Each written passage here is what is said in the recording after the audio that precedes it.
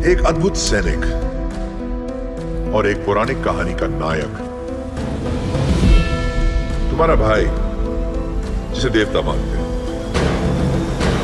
जब वो आएंगे, और वो जरूर आएंगे,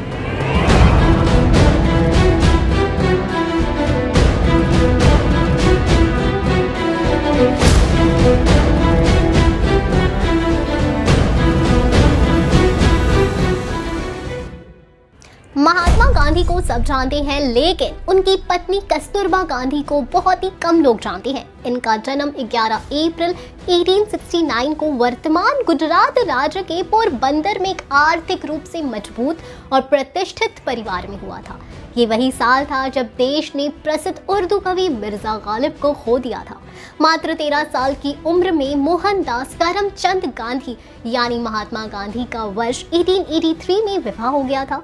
इसी साल अमेरिका और ब्राजील के बीच टेलीफोन का संचार शुरू हुआ।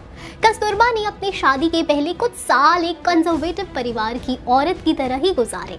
इस दौरान महात्मा गांधी काम के सिलसिले में परिवार से दूर रहे और कस्तूरबा ने घर पर रहकर ही 4 बच्चों को संभाला। कस्तूरबा गांधी ने अपने जीवन में कभी औपचारिक शिक्षा प्राप्त नहीं की, लेकिन वे जिंदगी भर शिक्षा के लिए जिज्ञासु रही और चीजों को तेजी से समझ लेती थी। कस्तूरबा की एक किताब में लिखा है कि महात्मा गांधी ने उन्हें एक बार कहा था कि जब तक वो अपने बच्चे जैसी लिखावट में सुधार नहीं करती, तब तक वो उसे नोटबुक नहीं देंगे। इसके बाद उन्होंने अपनी पूरी जिंदगी नोटबुक में लिखने से इनकार कर दिया। महात्मा गांधी ने भी कई बार अपनी आत्मकथा में अपनी पत्नी कस्तूरबा का जिक्र किया है। उन्होंने लिखा कि जब भी वे अपनी इच्छाओं और मर्जी को कस्तूरबा पर चलाते थे, हर बार कस्तूरबा मानती नहीं थी। उन्होंने लिखा, मेरे पहले के अनुभव के अनुसार वो यानी कस्तूरबा बहुत ही अड़ियल थी। मेरे सारे दबाव के बावजूद वो अपनी इच्छा अनुसार काम किया करती थी।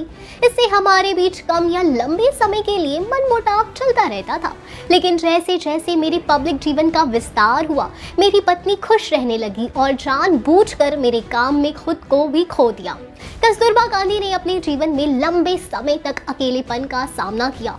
उन्होंने ऐसा तब सबसे ज्यादा महसूस किया जब महात्मा गांधी ने दक्षिण अफ्रीका में राजनीति और न्याय के लिए लड़ाई लड़ी थी।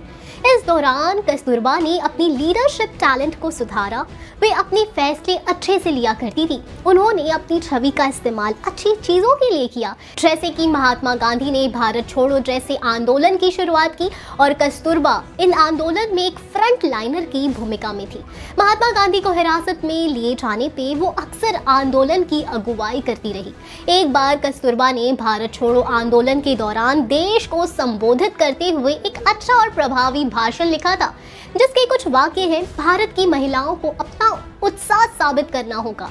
जाति या पंथ की परवाह किए बगैर वे सभी इस संघर्ष में शामिल हो। सत्य और अहिंसा हमारे पहरेदार होने चाहिए। कस्तूरबा गांधी अक्सर जनता को संबोधित करती रही और उन्हें देश की स्वतंत्रता के लिए लड़ने के लिए प्रोत्साहित करती रही। उन्होंने ही साबरमती आश्रम शुरू किया था, जिसके लिए मुख्य रूप से महात्मा गांधी को जिम्मेदार ठहराया गया। वर्ष 1906 में जब गांधी ने शुद्धता का संकल्प लिया, तो उन्होंने महात्मा गांधी की पसंद को पहचाना और इसको कबूल किया।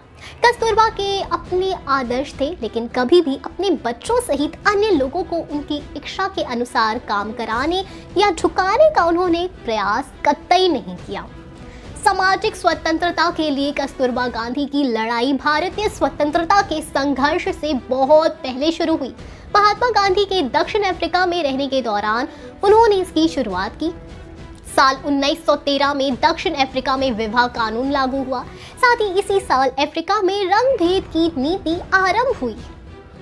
विवाह कानून के अंदर दूसरे शब्दों में हिंदू, मुसलमान, पारसी आदि लोगों के विवाह अवैध करार दिए गए और ऐसी विवाह स्त्रियों की स्थिति पत्नी की ना होकर रखैल रखी गई।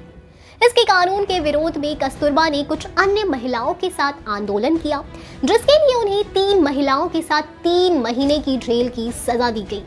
फलाहार के कारण कस्तूरबा को 3 महीने जेल में आधे पेट भोजन पर रहना पड़ा। जब वो जेल से छूटी तो उनका शरीर ठठरी यानी हड्डियों का ढांचा कंकाल मात्र रह गया था। कस्तूरबा गांधी की असहयोग और सविनय अवज्ञा आंदोलन में सक्रिय उपस्थिति थी। वे अपनी ज्यादा उम्र के बावजूद जनता को अंग्रेजों के खिलाफ अहिंसक आंदोलन में ले गए। आखिरी बार उन्हें भारत छोड़ो आंदोलन में उनकी सक्रियता के लिए गिरफ्तार किया गया था। पुलिस द्वारा गलत व्यवहार के कारण उनके शरीर पर काफी तनाव पड़ा।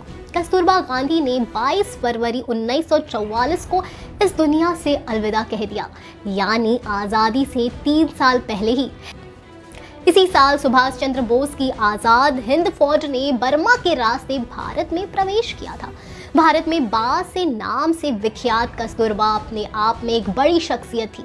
उन्हें सिर्फ महात्मा गांधी की पत्नी भर कहना इतिहास और सच्चाई से मुंह मोड़ना जैसा है, लेकिन इतिहास में उनकी पहचान मात्र बापू की पत्नी से ही होती है।